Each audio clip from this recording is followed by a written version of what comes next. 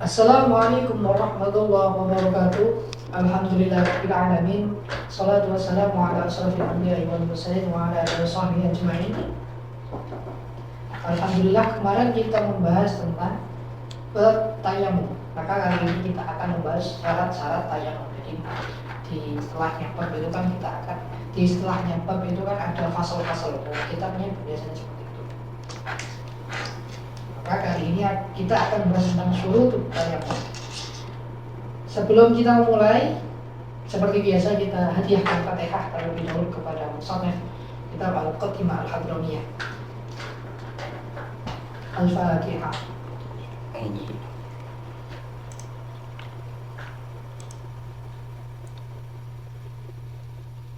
Bismillahirrahmanirrahim. Qala al-mu'allif rahimahullah ta'ala wa nafa'ana bihi wa bi ulumihi min amin. Bismillahirrahmanirrahim. Faslun syurutut tayammumi asyra. Syurutut tayammumi asyra. Jadi syaratnya tayamum itu ada 10. Syarat kemarin itu sudah saya jelaskan apa itu syarat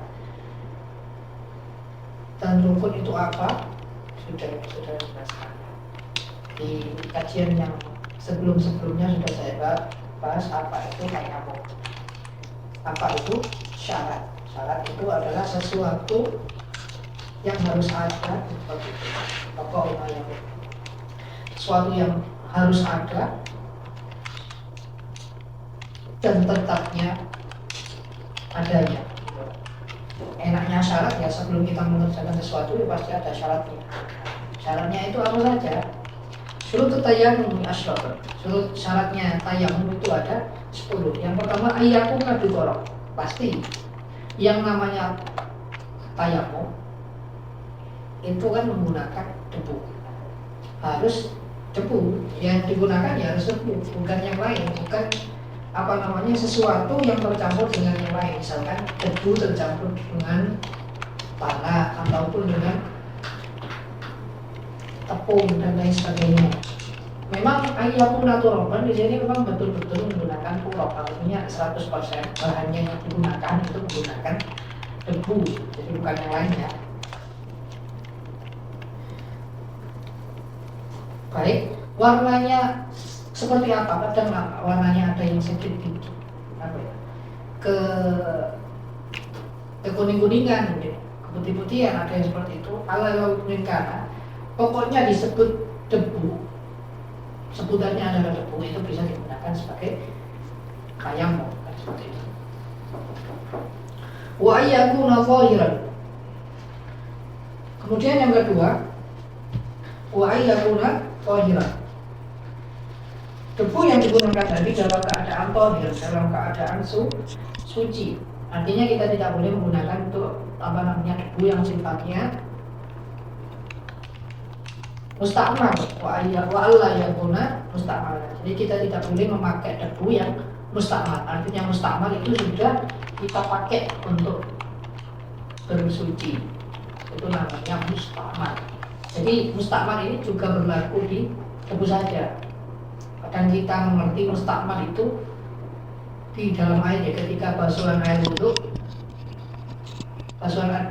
kemudian yang jatuh dari badan kita ataupun dari wajah kita ketika kita membasuh air di wajah. Nah, turunnya air yang dari wajah ini kan sebutannya adalah ma'ul musta'mal. Di dalam ma'ul musta'mal itu adalah mak yang setelah kita gunakan sebagai bersuci. Jadi sama ya, debu yang telah digunakan untuk bersuci itu namanya juga musta'mal. Karena hal ini merupakan firman Allah. Kenapa kok harus menggunakan debu yang suci? Dalam firman Allah dikatakan so'idan thayyiban. So'idan thayyiban, menggunakan debu yang dimana debunya ini dalam keadaan thayyib. Thayyib itu bisa bermakna bagus, indah, bagus. Tapi yang lebih mendasar yang menurut para ulama, thayyiban di situ adalah debu yang sifatnya adalah suci. Kemudian juga didukung oleh hadis Nabi Shallallahu Alaihi Wasallam yang dimana diriwayatkan oleh Ibnu Abbas radhiyallahu anhu, qawluhu turaban tahiran. Jadi ini merupakan hadis dari Nabi debu yang digunakan itu memang benar-benar debu yang suci, artinya bukan debu yang mustakmal. Wasalisu, nah ini juga bahas tentang tadi. Wasalisu Allah yakuna mustakmal kalmai bel aula wa huwa ma baqiya bi mahli tayammum au kana berbada. Dia yang keempat, kita sudah bahas yang ketiga, tohir ya juga selain daripada mustakmal kan seperti itu. Disebutnya tohir itu ya berbeda dengan mustakmal atau sebaliknya kata mustakmal. Warabi'u alla yukhaliduhu daqiqun wa. Kemudian syarat yang keempat adalah wa alla yukhaliduhu daqiqun. Jadi tidak mencampuri seperti yang saya katakan tadi, debu yang dikatakan debu itu memang betul-betul debu, artinya tidak tercampur dengan apapun.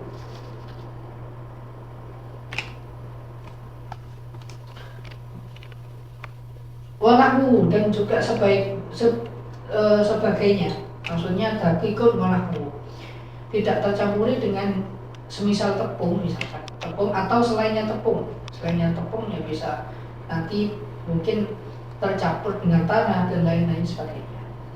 Wal khamisu, ini yang kelima, syaratnya yang kelima, yakni ayyaksida wa ayyaksidahu falau wa ayyaksidahu.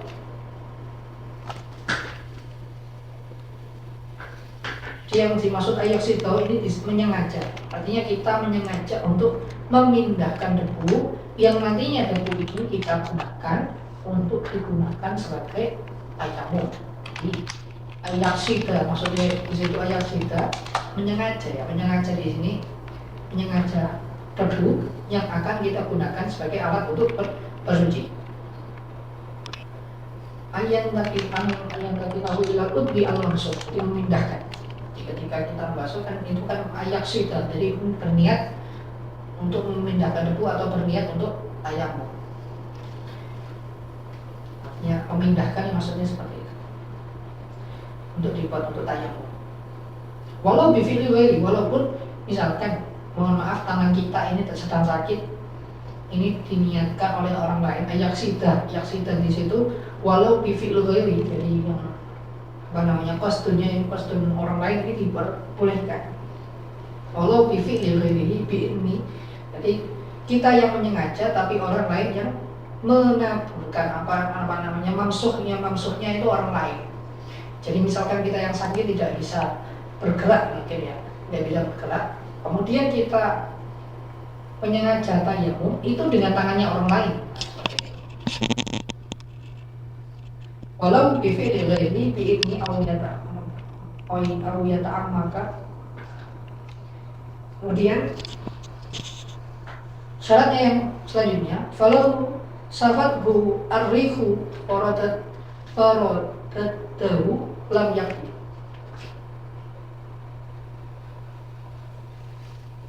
Falau safathu, maka jika apa ya bahasanya? Misalkan gambarannya seperti ini. Ada debu yang kita gunakan untuk bersuci. Ada debu yang kita gunakan untuk bersuci, tapi tidak dengan perantara debu tadi, tidak dengan perantara tangan kita, misalkan ketika kita hendak tayammum. Jadi debunya misalkan diangkat, kemudian dibawa oleh angin sehingga menempel di wajah kita misalkan.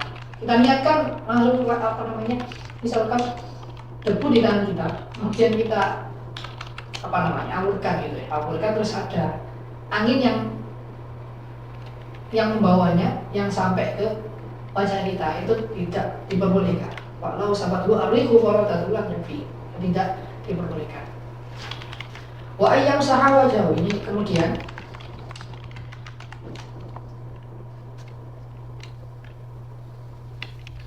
syarat yang selanjutnya yakni wa ayyam saha wajhahu wa yadayhi bidarbataini. Mengusap, jadi perbedaan antara wudhu itu kan ada, dalam wudhu itu kan ada taslih, istilahnya taslih itu sunnah membasuh 3 kali atau sunnah mengusap 3 kali misalkan. Kalau dalam tayamum itu cukup hanya mengusap 2 kali saja. 2 kali pun itu dalam bentuk wajah 1, tangan 1. Jadi hitungannya 1-1. Wajah 1, tangan 1, jadi hitung tadi 2. Maksudnya seperti itu. Di dorbata ini seperti itu.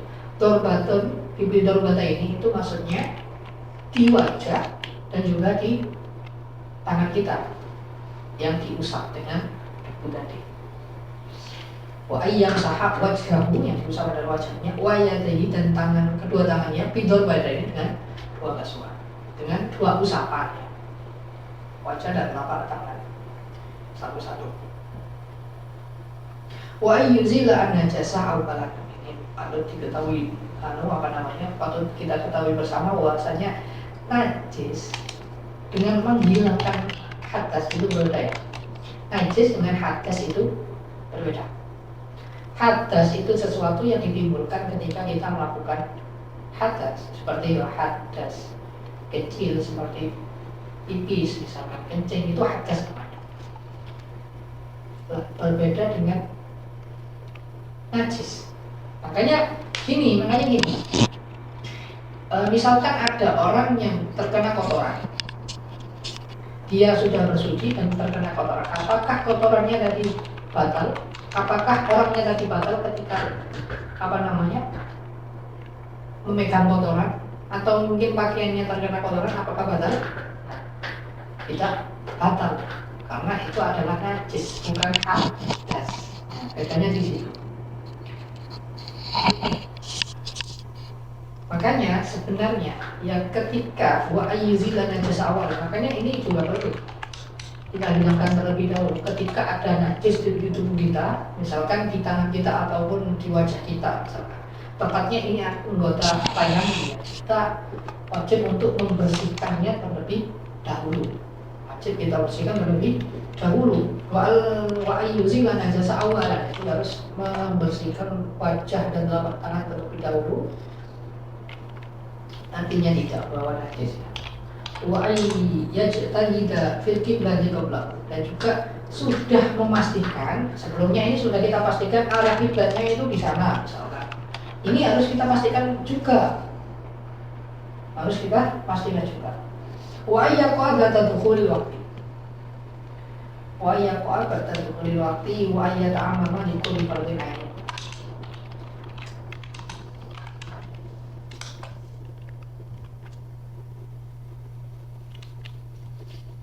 Kemudian syarat yang nomor 9, ayat qira atayamu di salat di alati yuridu billahi tuqulil waqti. Jadi orang yang hendak melakukan tayamum ini juga kemarin seperti yang pembahasan kemarin terkait tayamum ya, harus mengerti tentang masuknya waktu. Pak ya Pak tuqulil waqti. Jadi orang ini harus tahu masuknya waktu. Misalkan ini waktu duhur atau waktu asar. Nanti dilihat dulu. Misalkan dia waktu duhurnya sudah sholat ya, ketika dia hendak tayamum, ini harus beristighfar dulu, memastikan dahulu apakah sudah masuk waktunya sholat asar. Ayat Qur'an pada itu.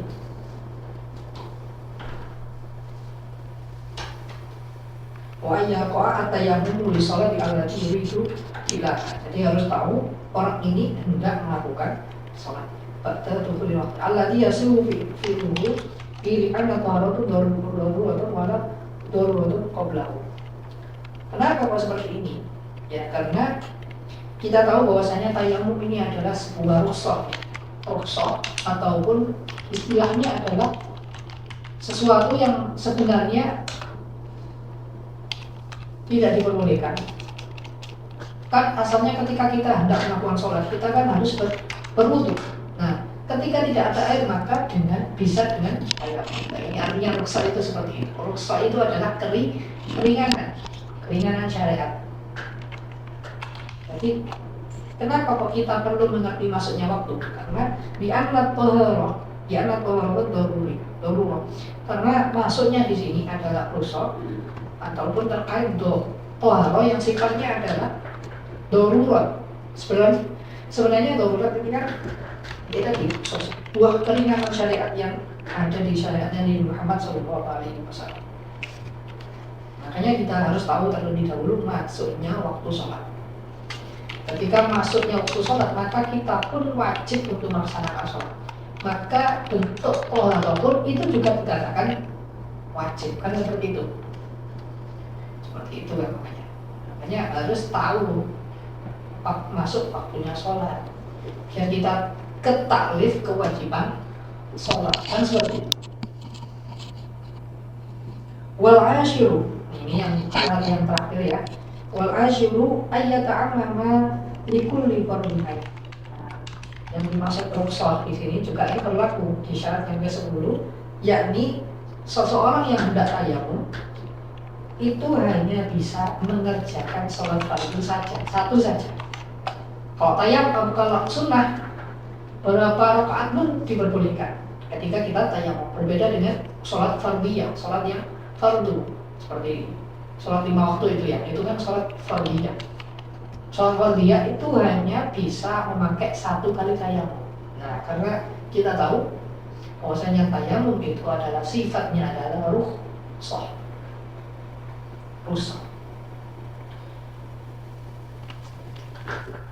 Karena ya tadi kembali lagi anak tayamum thaharatul darurah.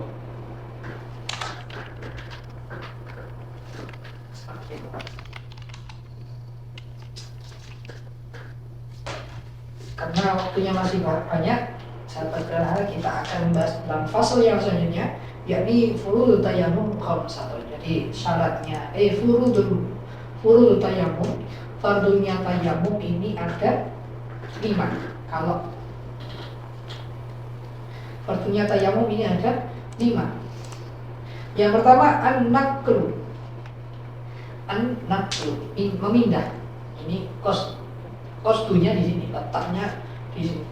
Artinya kita kosdu dan kita sengaja ketika kita memindah debu itu dengan an-naqlu, dengan memindah unsur debu yang ingin kita pakai sebagai alat bersuci, sebagai alat untuk tayamum.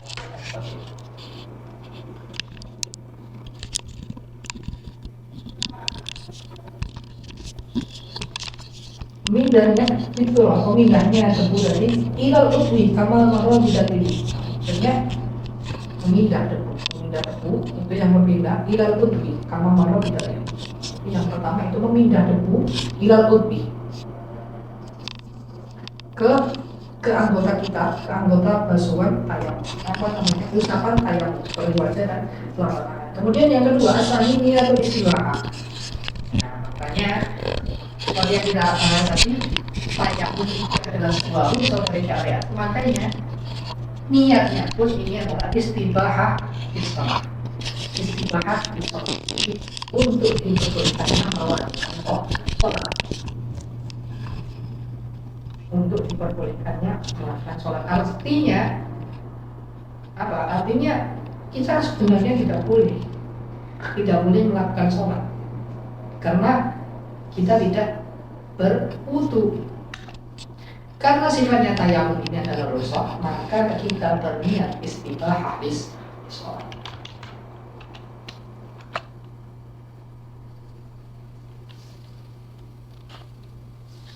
Wajibu konhu bitarbi. Wajibu, kemudian masih syarat yang kedua, wajibu konhuha bitarbi wastidamatuha ila maski wajib. Jadi sama seperti halnya ketika kita berwudu, yakni wajib kornun niat, menyertakan niat ketika usapan pertama di wajah kita, niatkan untuk istibahah sholat. Ini dihormati bitarbi ketika di awal kita hendak melakukan wastidamatuha. Kita juga istidamah itu terus-menerus. Artinya terus-menerus itu dalam keadaan niat istidamah ila masih wajib. Niatnya diteruskan Fa'innawa bitayamumi istibaha fardin sholat al-fardu wa nafla au istibaha nafla au sholati janazah lam yusalli bihi al-fardu.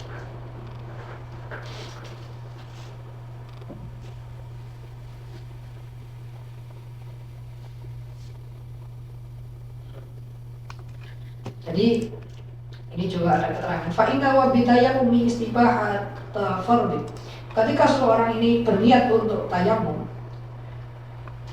untuk istibahah di sholat, untuk diperbolehkannya melakukan sholat al-fardhu, maka orang ini melakukan sholat fardu wan naflah dan juga sholat sunnah. Boleh untuk melakukan sholat fardu dan sholat sunnah. Au istibahah ternafli, ataupun niatnya ini, niat seseorang yang tayamum ini untuk istibahah naflu, untuk diperbolehkannya melakukan sholat sunnah. Au sholat jenazah, atau melakukan sholat atau sholat jenazah. Lam yusalli bihi al-fardu, maka orang ini tidak diperbolehkan untuk sholat fardu. Karena apa? Karena niatnya tadi adalah untuk apa? Untuk melakukan sholat nafil. Berbeda dengan istibahalil fardhi. Berbeda orang yang mengatakan aku berniat untuk melakukan sholat atau diperbolehkannya melakukan sholat fardu. Kalau diperbolehkannya niat sholat fardu, maka kita boleh melakukan sholat fardu dan juga melakukan sholat sunnah. Ketika kita berniat untuk melakukan sholat sunnah, diperbolehkannya sholat sunnah, maka yang terjadi adalah kita hanya bisa melakukan sholat sunnah.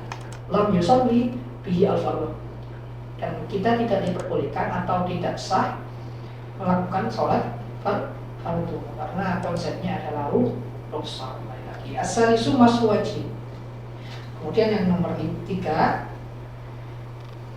ini mashu wajib, mengusap wajah. Cukup satu kali, nggak ada taslis ya, nggak ada taslis, cukup satu kata. Ibaratnya nanti dorbatan wahidatan, mashu wajib. Kemudian yang keempat mashu yati, mashu wajib seperti biasa kita mengambil, kemudian di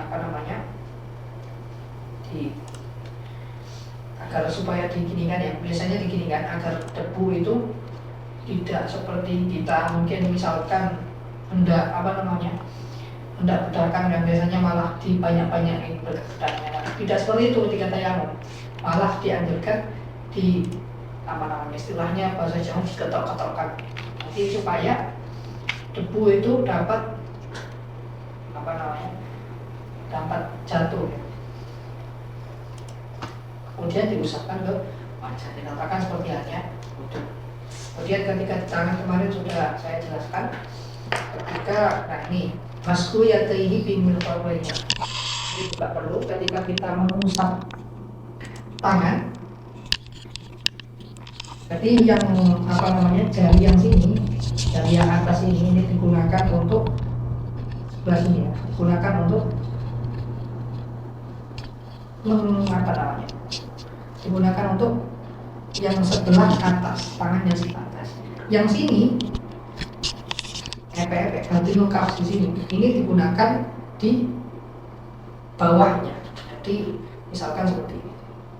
Ini, kemudian habis dari nirfaq ini ataupun habis dari sini, sikut sini, kemudian ini diarahkan dibalik.